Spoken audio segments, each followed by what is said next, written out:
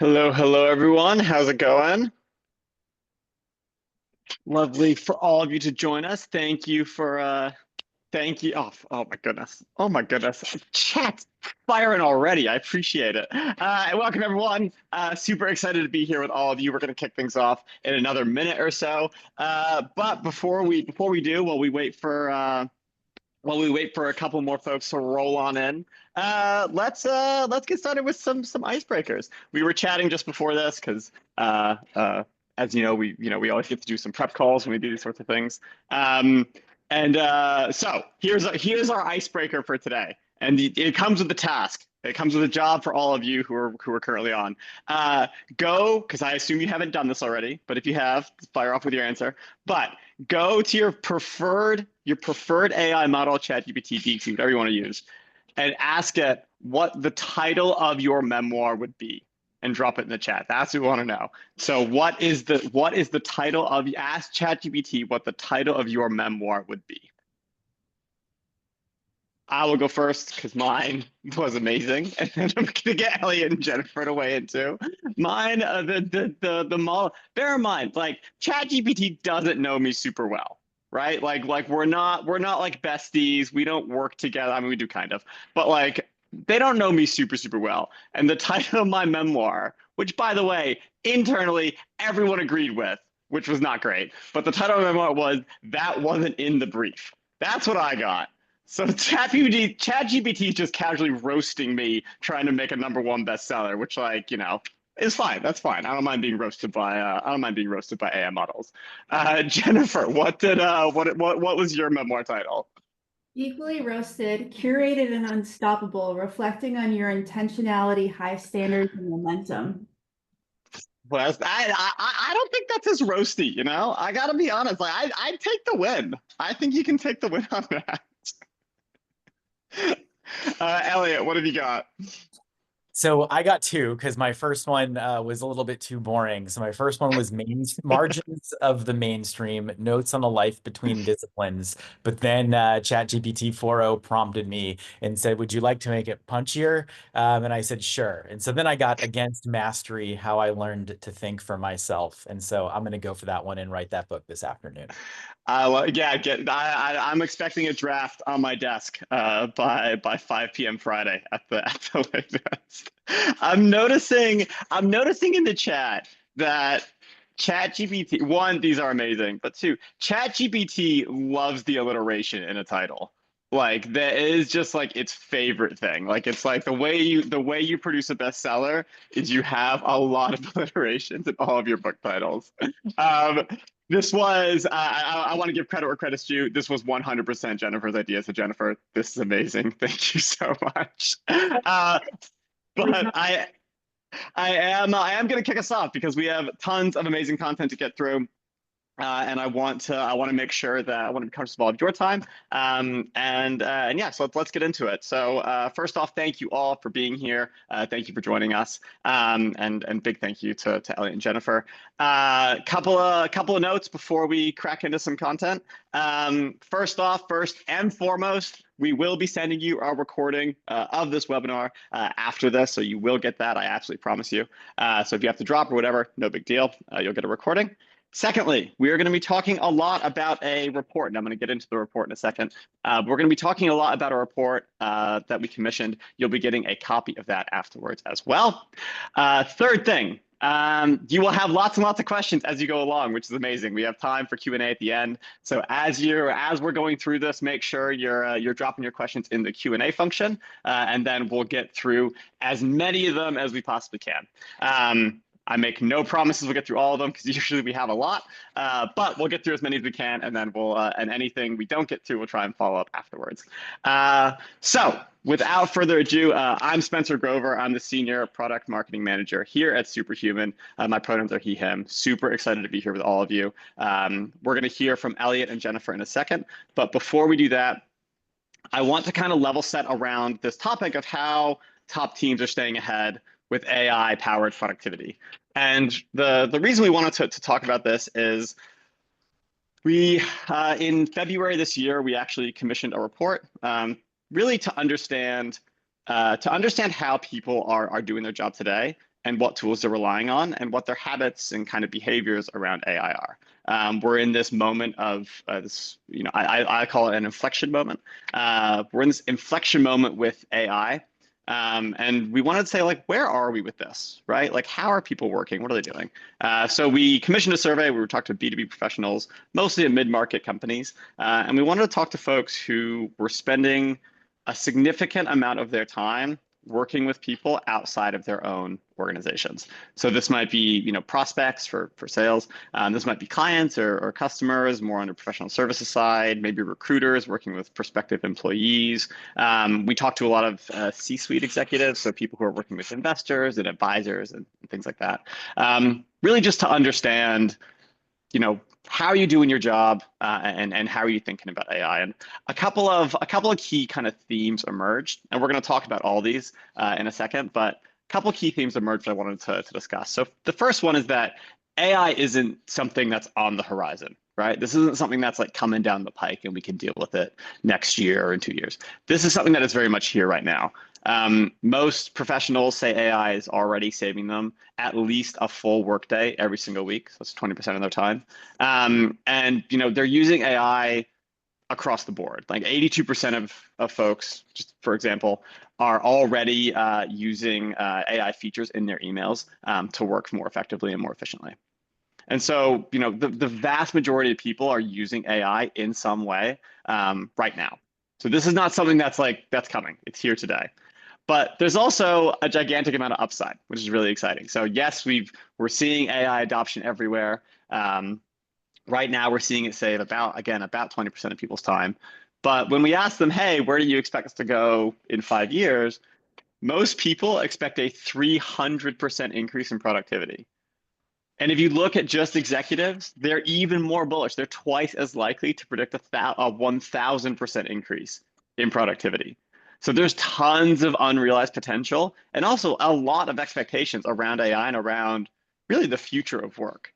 And so we're really at this, there's this, we're in this step change revolution right now, which is really exciting. And the folks who are leading this charge are top performers. They use AI more. They use AI more effectively. So if you look at top performers versus lower performers who are both using AI, top performers are going to be about 14% more productive. 89% say that top performers are constantly driving business impact with AI. And something that I thought was really interesting is that when we asked managers, we was like, hey, when you think about your like 1%ers, what's really setting them apart? The number one thing that managers and executives are looking for in top performers is actually the ability to adopt new technology. And we compared this against a bunch of other kind of more standard things you would usually look for in a top performing employee, like work ethic and commitment to high performance and strategic thinking and high impact. Compared to all of those, the thing they want the most is the ability to adopt a new technology. So top performers are really actively leading the way with AI. And when we think about where this opportunity is to go from where we are today at 20% to really to try and drive that 300% to 1,000% increase in the next 60 months, which is a very steep hill to climb, which we're going to get into, which I'm really excited about. But the way that we kind of think about this is, work continues to be done in these core productivity tools. And when we say core productivity tools, what we're talking about is really like your calendar, your email, whatever messaging system you're using, so maybe Slack or Teams. Like those 3 categories collectively take up half of every single workday for the folks that we surveyed. So that's a huge chunk of time, right? I mean, 16 hours a week is spent on email alone. So these core tools continue to drive just massive value. And that's really where there's tons and tons of opportunity to bring in efficiencies and bring in that AI. So lots and lots to discuss. Again, we are going to get into all of this, but I wanted to give you a quick whirlwind tour of what we're talking about here. And now I'm really, really excited to bring on our speakers today. Elliot, Jennifer, thank you for being here. Jennifer, let's start with you. Why don't you tell us a little bit about yourself, who you are, what you do, and who you work for? Thanks, Spencer. Obviously, my name is Jennifer Lewis. I am the Director of Investment Technology at Vista Equity Partners, responsible for building out end-to-end business processes as well as tech solutions for our deal teams at Vista. My background is on the investing side, and I've scaled out funds my whole life or my whole career. And so really excited to be here today. Love it. Thank you. Thank you for being here. And yeah, super excited to hear your perspective. Elliot, tell us about you. Thanks so much, Spencer. So my name is Elliot Gattegno. I'm currently the Chief Learning Officer at Athena. At Athena, we find, train, and match executive assistants and chiefs of staff with executives around the world. Prior to this, I've have mostly a career in higher education and then also ed tech startups. So been part of starting a few new universities from scratch, managing director at Ross School of Business, professor at NYU, so on and so forth. So a bit of a mix there. Yeah, I love that. I love a varied career path. That's amazing that you've started university as well. I don't even know how to think about that. But another webinar for another day. Let's kick things off. You know, something I mentioned very briefly when we were kind of whirlwinding through this is that we've really moved past this AI experimentation phase, right? Like that phase is over. That was fun, but now we're through it. You know, 87% of professionals now see AI as necessary to maintaining a competitive edge. So this is just a required thing for an organization now. How are you thinking about AI adoption within your own teams? Are you setting policies? Are you offering training? Are you kind of letting this evolve organically? Like there's a lot of different approaches that people are taking. So I'd love to know. I'd love to know how you guys are doing it at your respective orgs. So Elliot, let's start with Athena. How are you thinking about this?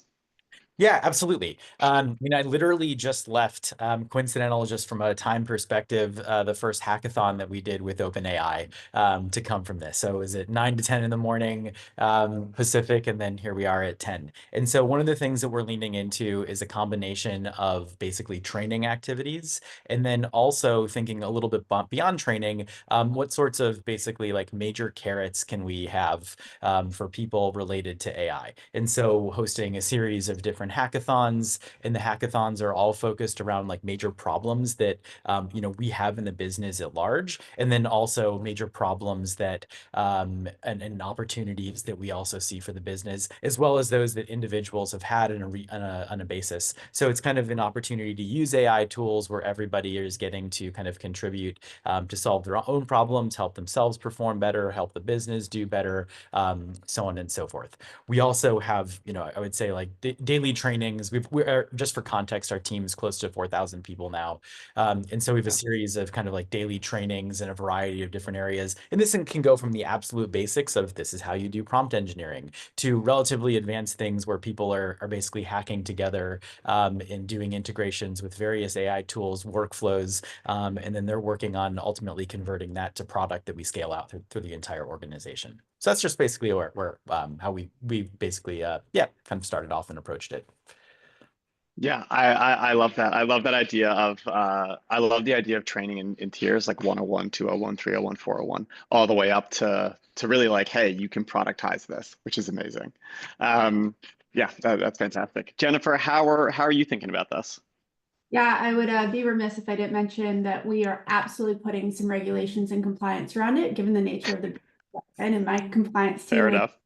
would slap my hand if I didn't mention it. But that being said, we've had a number of approaches, and so we've rolled out tools with training and effectively let it loose throughout the organization. And we found that actually wasn't incredibly helpful.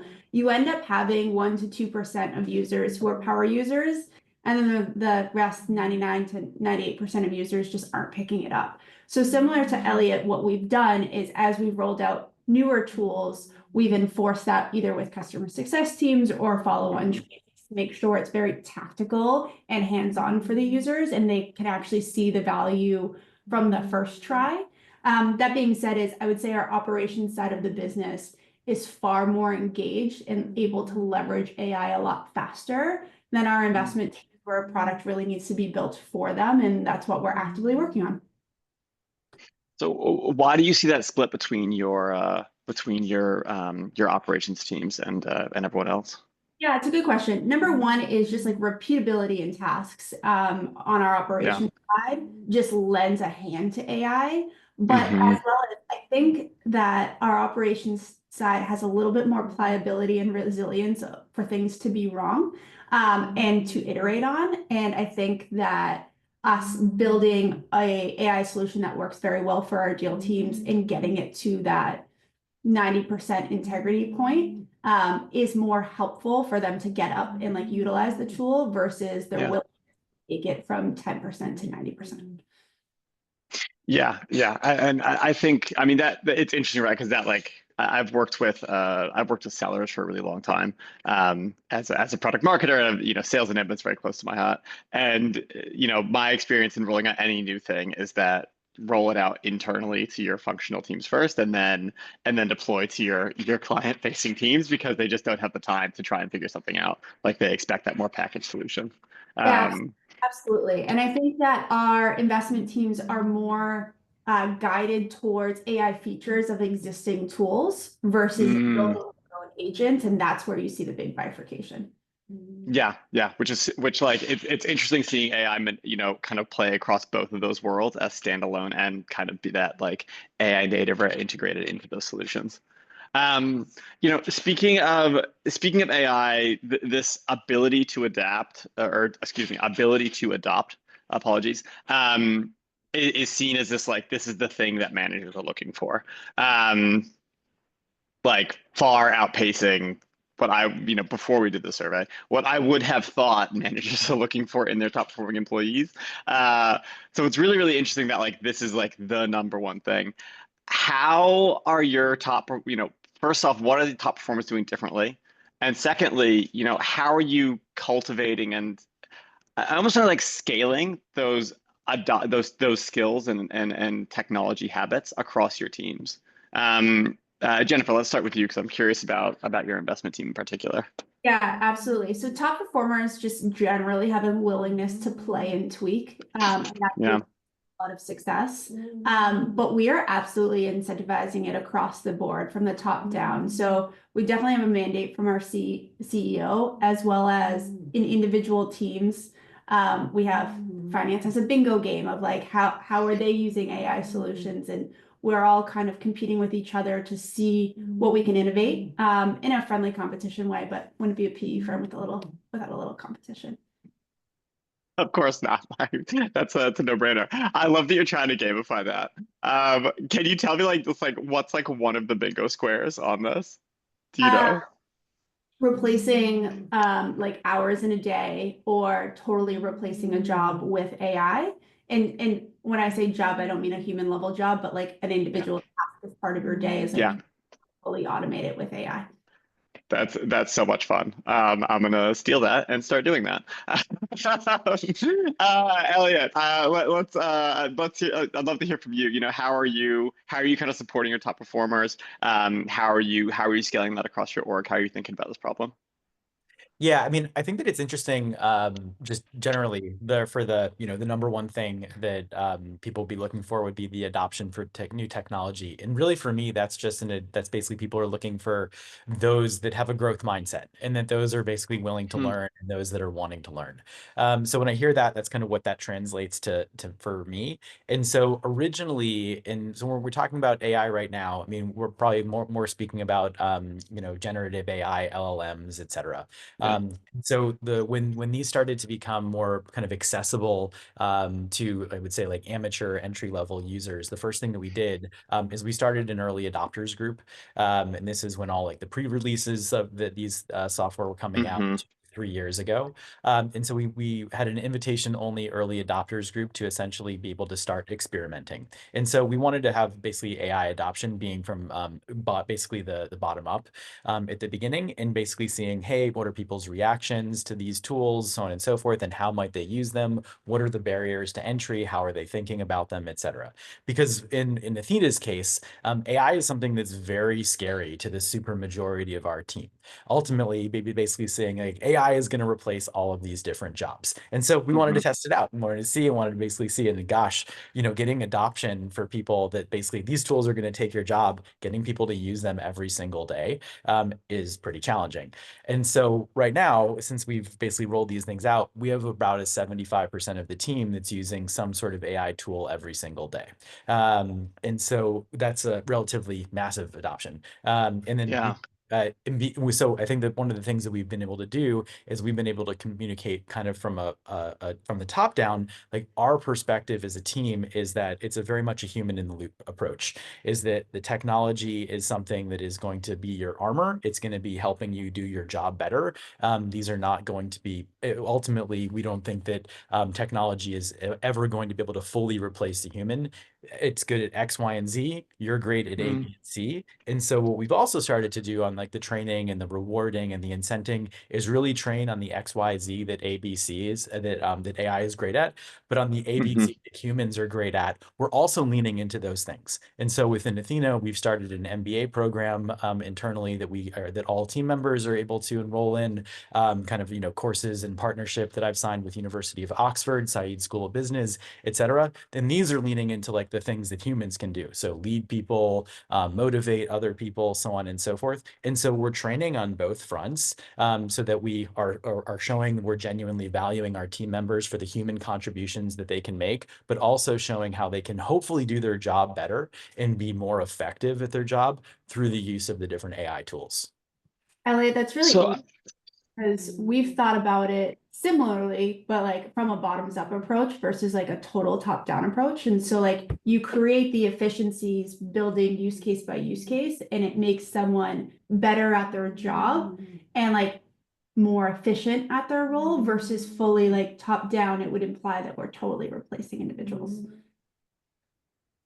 Yeah. So I want to poke into this because that was exactly the follow-up I was asked. Jennifer, this is perfect.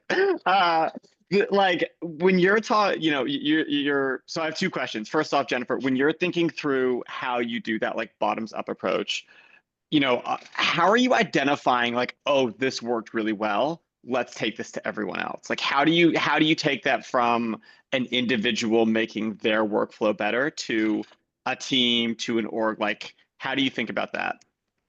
Yeah, so it's a good question. What we've ultimately done is we've built bottoms up use cases, especially for our deal teams, a really good example. It's like, Yeah. what are we looking at in a given deal that gets us to a faster, like, yes, this is interesting to dig in, or it gets us to a faster no. And if we can get to a faster yes or a faster initial no, it means we're spending time on the right deals. And so when we think about it, it's like, how do I build those use cases of like customer retention models and like how are we looking at Hmm. and being able to quickly assess data to say like, yeah, this is interesting. This is what I want to spend my time on. And then again, building out those use cases from a bottoms up perspective of like, now that we're doing a deeper dive, how can I comb the data in a different way than we've previously combed it to get to know it more and being able to touch and feel it in a deeper way? Yeah. Yeah. I love that. And like, I think it's interesting you say that because like that ability to like know the data, I think Elliot aligns so nicely with your idea of the human in the loop. Like that's the key of like what can people do really, really well? And that is much, much harder to automate or outsource effectively to AI. And like what's that job? And then what's everything else that we can take off your plate to give you that time back to really drive tons and tons of value. Elliot, is that how you think about human in the loop, or are there other nuances there? Yeah, I mean it's basically like, so one of the things that spent a lot of my time for a portion of time was responsible for all of the recruiting that we have at Athena. Yeah. For context, Athena receives 30 to 50,000 applications for a role per month. And so relatively high volume. And so kind of optimizing that funnel, optimizing that process. And so many people say like, oh, you can just do fully AI automated interviews. And I'm like, oh, okay, really? So I'm regularly meeting from like a process point of view every single week with new AI companies that say that they can replace humans Hmm. the process. But then you start to look at what's what's out there, you look at the quality of their outputs, of their decision making, and then you ultimately look at the cost of those as well. Well, like from an efficacy point of view, not an efficiency, but from an efficacy point of view, it sure starts to make a lot of sense at certain points after you've validated like essential criteria to have a 30-minute conversation with a real human to be able to Yeah. ensure certain things. And then we start to get into the efficiency. And I haven't seen any AI tools that are able to make the judgment calls that I'm looking for as to before whether I'd want to advance people through the funnel. It may be coming, but it's one of those things that's like I'll also believe it when I will believe it when I see it. Yeah. Fair enough. Yeah, go ahead, Jennifer. I agree with that. I don't think AI is like fully going to replace a judgment call. But I think it can provide data to assist with that judgment call. And so that's where we see the balance of like the benefits of AI plus the human in the loop that has EQ, like can really dig into some of the softer stuff that maybe is not available in the data and that you have to imply from the data underlying. So one thing I found really interesting in this data when we were kind of parsing it is that right now with all the AI that we have, because like let's be honest, we talk and think about AI a lot. With all the AI that we have right now, people report saving about 20% of their time, but they report this gigantic increase within 60 months, which is an alarmingly short amount of time. This gigantic increase to 300%. So that's a big difference. We're at 20%, we have to be at 300% within 5 years. We'll start with Jennifer. We'll start with you. But as you're thinking about that shift, where do you see those gains coming from? Yeah, so it's a good question. I see it coming from like the day in and day out tasks. And so you're spending time, kind of going back to my original thesis on bottoms up, we're spending time the decision making that AI is not going to replace, but it's this meeting could have been an email. Like it's like day in and day out stuff that bogs us down, that prevents us from spending the thoughtful time on decisions and or like the right fit for our various companies and like reducing, I would call it like time scrap, where it's just like admin time. It's helpful, but like creating that efficiency allows us to spend time on like what we're all trying to do in our day in and day out jobs. Yeah, I think that makes tons of sense. Elliot, how are you thinking about this? How are you thinking about the step change? Yeah, so for me, I mean, it's a little bit different, and I'm kind of biased because given the nature of my business, what we do is we pair executives with executive assistants that are really empowered with various AI tools to give both parties maximum leverage. And so, for example, for me, kind of pre all of the different AI tools that were available when I was working with my delegation, when I was working on delegation with my executive assistant, like I needed to have a lot more input. And so let's say you use like the classic delegation matrix of like urgent, important, important is matrices, being able to make the determination of the things that are basically not urgent but important is incredibly subjective. And so that's something that I before had all the different AI tools that we're using that I would need to have input. Now my executive assistant can make all of those decisions basically the same way that I would make it. So I'm able to delegate decision making to my EA and AI combination. Then accordingly, they're able to kind of start curating my day where I'm ultimately doing less, but I'm able to achieve more. And I'm able to achieve more. And that's like the efficacy point of view. I'm able to ultimately achieve more because my EA has kind of curated how I'm spending my time and how I'm investing my energy into the things that are going to make the most basically difference on the objectives that we have set. And so I think the greatest gains in productivity for me, I would say really being able to just like clarify decision making, also then being able to make sure that you're able to always be connecting actions and activities that people are doing to goals, and then really easily track how the needle is being moved. And so for me, that's where I see like the greatest gains and like the highest, basically the highest use case. And that's kind of the personal benefits that I have had. Yeah, yeah, I love that. And again, like, and I mean, I'm gonna sound very broken recordy, but like, again, this comes back to that human in the loop, kind of like philosophy, I almost want to say, of like, what can we take off the plate to really give you tons and tons of time to focus on the important stuff. That's much, much harder for AI to do. And again, like making those valuable judgment calls that you want to do yourself. Um, speaking of judgment calls, I found this really interesting, just how much we continue to rely on those core productivity tools to do our jobs. So like this is things like we asked participants in the survey, hey, how much time are you spending in your email? And they're spending on average, this is average by the way, this is not your top. They're spending on average 16 and a half hours each week, which is 50 workdays a year just emailing. Like that blows my mind, to be honest. Like that's insane. If you look at all the tools together, half of every workday is spent in calendar, email, and internal messaging, so Slack and Teams. And GChat, which ranked oddly high. These tools take up so much time. And so, first off, Elliot, Jennifer, does this match how your team is functioning? Jennifer, I'm getting a real yes vibe of you. So does this match? And like, I'm curious. And again, Jennifer, perhaps this kind of aligns with how your investment team is thinking about plugging in AI to their existing flows. How do you see AI fitting into this? So is this right? Is this data right? And how do you see AI? How do you see AI kind of matching and fitting into this reality? Jennifer, we'll start with you. Yeah, I would say we probably spend more than that average in email Yeah. and call it on Slack in a given week. I think it's probably closer to like the 30-hour bogey on average. We love our email over here. Fair enough. That being said, is where I see AI fitting in a lot more is certainly within Slack and getting up to speed and summarizing and being able to send out reminders, et cetera. So we're not constantly, et cetera.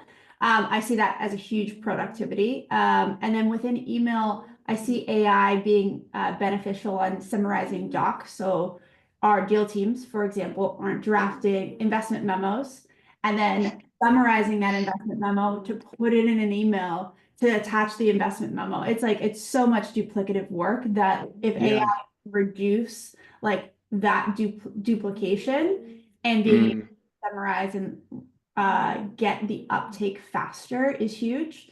And then my team knows, but I'm a huge Superhuman fan. I'm able to get through my emails so much faster these days as well with AI and making sure I'm spending time focusing on the right tag. So my cost of changing my frame of reference is a lot able to focus and drive through quicker.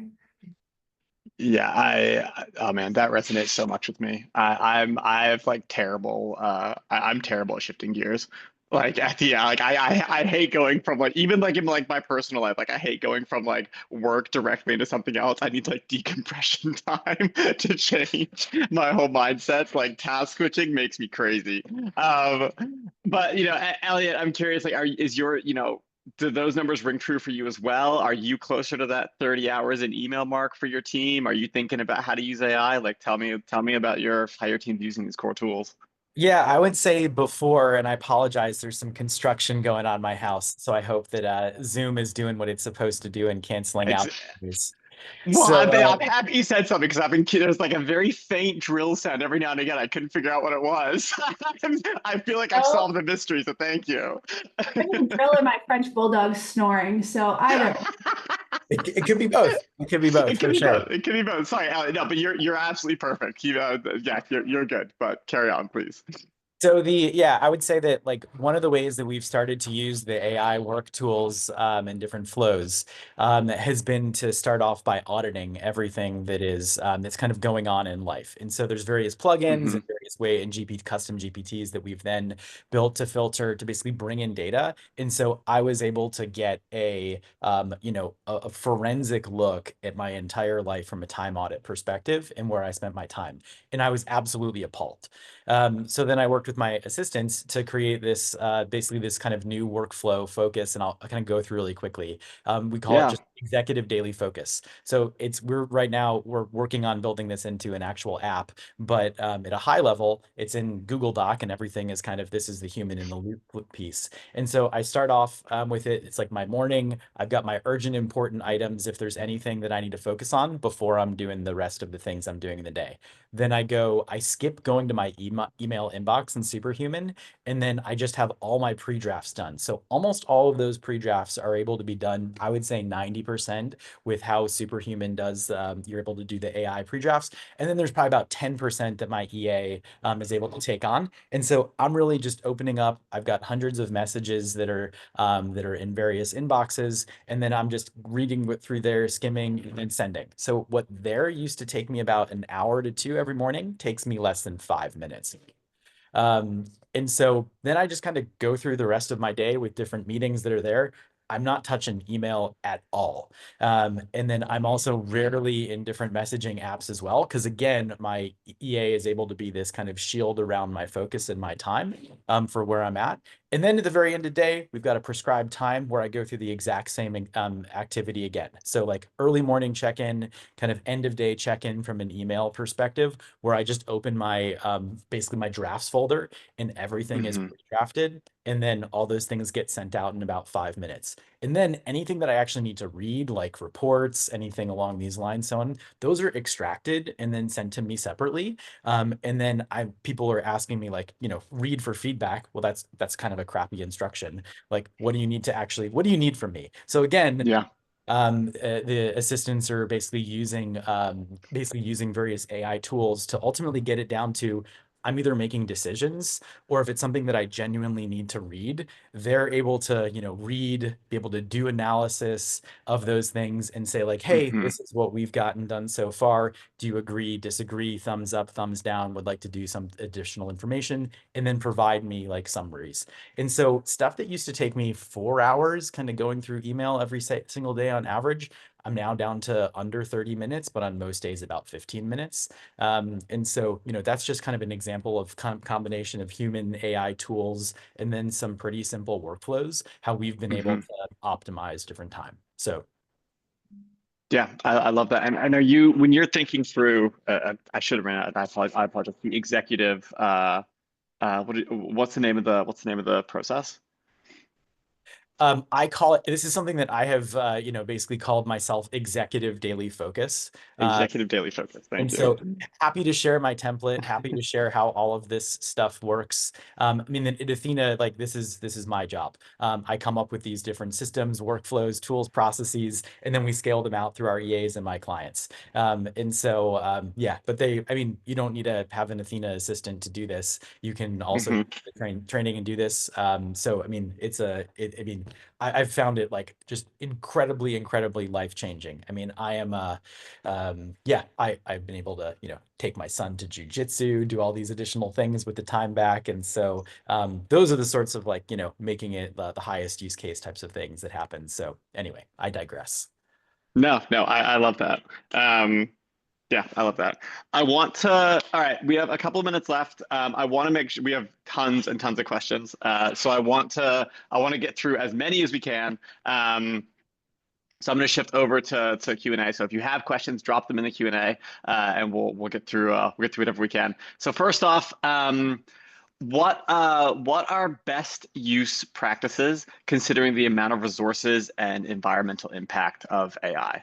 We're all kind of using this. Elliot, I'd love to kind of get your perspective, and then Jennifer, I'd love to hear from you how you're thinking about this. Yeah, Spencer, could you clarify the question for me? Maybe I just want to answer it in the best possible way. Yeah, so when we're thinking about how kind of what the impact of AI is, and there's lots of impacts of AI, both from a resourcing perspective and I think an environmental impact a little bit too. But what are the kind of like best practices around how to deploy this? Do you think about the, organizations to work with? Do you think about processes and policies that you want to implement in your own organization? Like, how are you kind of approaching this both bottoms up and tops down? Yeah, I mean, one of the things that I just like to think, I like to use really simple frameworks to help me think through things. And so Mm-hmm. I like to use with AI adoption and utilization, and I basically am just using a series of from to statements. And so I think Mm-hmm. one of the challenges that organizations have, I know that I do and have had in my own organization, is getting a current sense of like the current from is challenging. Like, how are Mm-hmm. people doing what they're doing? How are people solving the problems that they've got? Because understanding the how is the hard part. And then Mm-hmm. once you're able to like clearly define that, okay, well, this is what's going on. Well, how might it be better? And then Yeah. that's where the two comes in. And so the like, and then I think that what's really important is to just articulate incredibly clearly what that two is. And so, like with that executive daily focus template and kind of system that I just was talking about, if you're Mm-hmm. telling people like, just go use AI. And you're like, okay, or use it to like do X, use it to write emails or pre-draft emails, or use it for Yeah. these different things, but being like incredibly, incredibly prescriptive. And so you're going to go from it takes 4 hours and then you script out and you basically show, hey, all of these different things. Yeah, I agree. Both parties, all parties agree. This takes 4 hours. And then you can clearly articulate, okay, this is how that you can achieve that to the same level of quality, to the same level of competencies in 15 minutes. And then you're able to also articulate the benefits that all parties in the system and all agents in the system, so to speak, get from doing this. And then that's really articulating the why very clearly. Then everything starts to fall into place. And I think that's probably at least part of why we've been able to see the adoption that we have and the utilization that we have at Athena. And then also like the really the strong desire to get access to these tools and do things because we have Mm-hmm. from, we have the two in a very, very clear why and a very, very clear how. Gotcha. Gotcha. Okay. I love that clarity and that precision. I think that's such a that's such a killer way to drive adoption. Jennifer, is that kind of mirroring your experience, or do you take a more open-ended approach of here's a vague problem, let's see how we can solve it?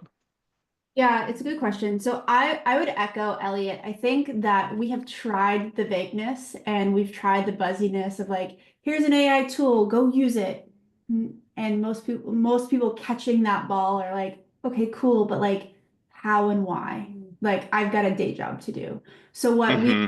be helpful is very similar to what Elliot's talking about. We call it the bear hug approach of like, hey, here's this AI tool. Here are 3 or 4 ways to use it. Here's why it's beneficial to you. And by the Mm-hmm. way, you can do a bunch of other stuff with it. Like allow that to be an ongoing dialogue and like give them something to catch versus the buzziness and the vagueness of here's an AI tool, like go use it. Hopefully it makes your life better. Yeah, yeah, and you mentioned something earlier, which I think is key to all of this. This idea that like some of the teams, your kind of operational teams, are more focused on finding those solutions, and then you're deploying them in that bear hug approach to your more front-facing teams. And I think that's so critical. So you have folks trying to figure this out, but then you also are not just being like that because that experience isn't going to work for everyone. So I love the two-tone approach you have. Right. And it's meeting people where they are ultimately and Yeah. understanding where their time constraints are and how to Mm-hmm. create the benefits. Because what a benefit for a senior person within Vista is very different from like a junior analyst, et cetera. And like that's okay, but it can ultimately create a lot of pliability and freed up capacity in the system. Yeah. Yeah. I love that. I love that idea of meeting people where they are. We have time. I think we're gonna squeeze in one more. We're gonna squeeze in one more question. Um, so one of the someone asked, clients might be hesitant to use AI tools. How would you navigate their preferences while also highlighting the impact of AI? And Elliot, I'd love to kind of get a perspective from you and how you're thinking about this at Athena, just because there is so much client-facing action there. Sorry, Spencer. I had a little bit of that drilling going around in the All good, background. all Do good. you mind repeating the question again? Yeah, of course, of course. So, sometimes clients are going to be hesitant to use AI tools. there's a little bit of nervousness there. How do you kind of navigate that preference while also highlighting that impact and being like, this is going to drive massive impact for your organization? How do you overcome that nervousness and that objection? Well, I think part of the thing that we do at Athena is that we make it so our clients get the benefit of the AI tools without actually having to use them themselves. And so this is Mm-hmm. again like where we're putting we put our EA as the intermediary between the technology, between having to learn and do the new things, and then the actual client. So what we do is we, train our EAs to present the benefits or to present the potential benefits to the client. So again, I'll go back to like that executive daily focus template. The first step of it is doing the audit. And so if you said like to me, like, hey, you're going to use all these different tools and you're going to have to learn how to use all these different tools, you're going to have to put them all together and figure out how to integrate Mm-hmm. them with Zapier, with all these different things, et cetera. But then at the end, you're going to get this like great audit and forensic look at how you spent your time and answering all these questions. I would have said no way. Like there's like Mm-hmm. even knowing on the other end, like it's probably going to show some different things that are going to be really helpful. I've been like, I'm like the learning curve is way too high. So what we Yeah. do is we have the EAs basically do all of that work for the clients, and then the clients are Mm-hmm. basically just get to have the benefit of all those different tools. And so if it was a kind of a different question was being asked is like, how would I approach it if I didn't have the luxury of that approach? It's like, again, I think just making it like really just focusing on the benefits that people are going to be able to receive. And then Mm-hmm. also very, very clearly articulating just the process that they're going to need to go through, and then the time investment that it's also going to take. So I'd ultimately take like the approach that I take when we're training our executive assistants at Athena is, people don't have to do these things. We want to empower them. We want to support them in doing it. And so that's how we approach if I think about my client really as the executive assistant, that's the approach that we take. Very, very clear from a process point of view, very clear from a benefit point of view. Mm-hmm. And then, they know the investment that they're going to have to make. They know the potential outcome and benefit of that investment. And so we're doing that ROI calculation for them, like before they even start. Yeah, I love anchoring it in that ROI, and really articulate. And again, very very clearly, this is the value. It's not a conceptual thing. It's a more concrete example. Jennifer, when you're working with, particularly your investment team, I'd imagine when they're working with companies, like, is there a nervousness to adopt AI, or is this not really a challenge for you?